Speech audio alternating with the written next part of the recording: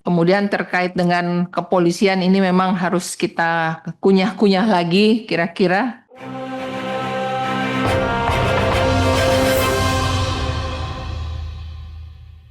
Kami menyimak dengan baik dari keempat narasumber ini, Bapak Puji Nugraha Simatupang, kemudian Pak Oce, Pak Ahmad Sudiar, dan juga Pak Agus.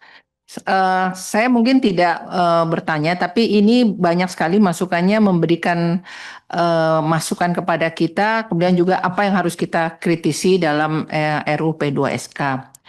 Pertama, menarik terkait dengan yang disampaikan oleh Pak Ahmad Sudiar, ketidakjelasan cakupan jaminan dalam program penjaminan polis. Kita tahu asuransi itu kan kadang-kadang mengcover eh, kesehatan, tapi juga jiwa, kemudian juga investasi, ya.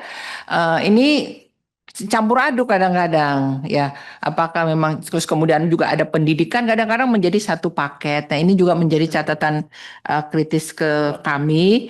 Kemudian juga terkait harmonisasi di sini Pak Ketua Panjanya Pak Hekal, nanti di sini kita perlu melihat Undang-Undang P2SK itu sendiri. Kemudian karena eh, kita tahu bahwa perusahaan asuransi di Indonesia yang besar-besar itu kan rata-rata perusahaan asing, ya. Eh, Nah, tentu ada bagaimana mengatur tentang undang-undang kepailitannya, kemudian mereka juga terkait dengan proses perasuransiannya itu sendiri. Kemudian dengan Pak Puji Nugraha Simatupang, di sini juga menarik dikatakan bahwa Undang-Undang P2SK perlu mendelegasikan pengaturan kewajiban bagi otoritas jasa keuangan dan LPS. Nah, tentunya ini akan menjadi perhatian kita terkait juga dengan reputasi perusahaan asuransi, ya. Jadi apakah misalnya nanti diberikan kewenangan dalam Undang-Undang P2SK ini bahwa OJK ataupun LPS bisa memberikan secara terbuka kira-kira perusahaan asuransi yang punya reputasi A, B, C atau seperti itu, kemudian juga terkait juga dengan dampak-dampak sistemiknya seperti apa, yang mungkin juga perlu ada pengaturan bahwa dalam Undang-Undang P2SK ini bahwa OJK dan LPS itu wajib atau perusahaan asuransi itu wajib memberikan potensi dampak sistemiknya. Jadi tidak terjadi pembodohan publik. Kemudian yang menarik ini Pak Haikal dari Pak Agus Liwanto. Dari perspektif hukum tata negara, dana yang berasal dari masyarakat dan berdampak pada keuangan negara merupakan dana publik. Kita tahu seperti BPKH itu kan juga menghimpun dana publik, selama ini kan tidak ada yang mengawasi.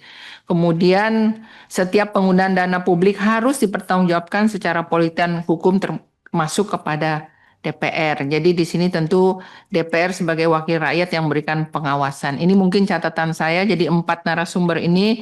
Kemudian terkait dengan kepolisian ini memang harus kita kunyah-kunyah lagi, kira-kira kita kunyah-kunyah lagi seperti apa sih yang pasnya untuk tentang penyidikan. Demikian pimpinan, wabillahi taufiq wa hidayah. Wassalamualaikum warahmatullahi wabarakatuh.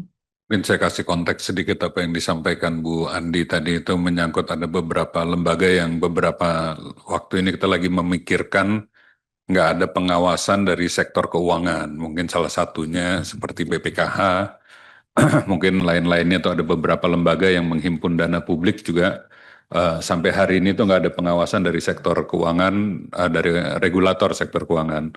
Nah, itu juga menjadi perhatian kami.